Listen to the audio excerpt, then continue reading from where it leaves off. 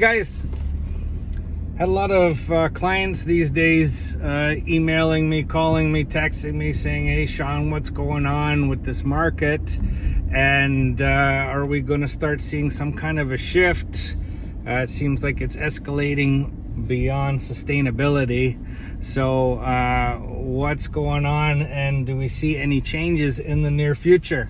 I said, well, I'm looking for a couple of key indicators. One of the indicators I've been watching since the new year, and I am starting to think that we are moving into a shift.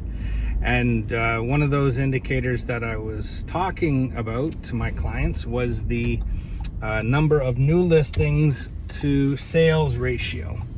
Okay, so what we've seen all through COVID, people didn't want to list their homes because they didn't want strangers in their houses. So when we didn't want strangers in their house, they didn't list their homes. But it didn't impact demand. There were still a ton of people that wanted to buy houses.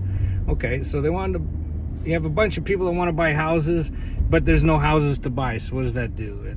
It creates this demand that puts an upward pressure on pricing, and a lot of buyers just can't afford to purchase anything. Okay, so that was all through COVID. No inventory, lots of demand.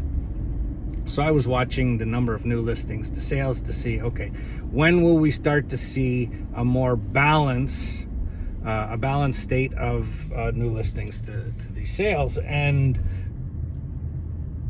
well, let's take December. December, there was about 20 to 25% more sales than new listings. Okay, and that's throughout the 905. January came, and then we started to see a little bit of a shift. For the first time in a year, we saw more new listings than sales by about 10%. So, okay, let's watch that and see what happens next month. See, if that continues in that trend, then we're heading towards a more balanced market. Sure enough, February came, we saw 20 to 25% more new listings than sales.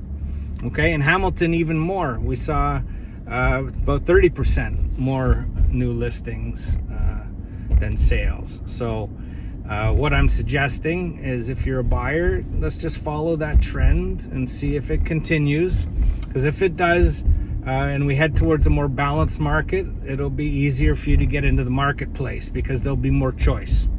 For sellers, this isn't going to happen overnight, so if I wouldn't worry too much about not catching the curve and selling in the hot market, because we're still seeing a lot of multiple offers and sale prices over asking. So it's still a great time to sell. If you want to stay updated with these stats and this trend that I'm talking about, don't hesitate. Give me a call or send me an email. Go to the website, actually, because 905realestateguys.com. You could sign up for the newsletter, and every month we send out the market update newsletter, which is shows the stats for the 905 regions, and it shows average sale prices, days on market, list to sale ratios, things like that. So go sign up for the newsletter so you can stay up to date, or feel free to give me a call, text me with all your questions. Okay, thanks a lot for listening, guys, and we will talk to you again soon.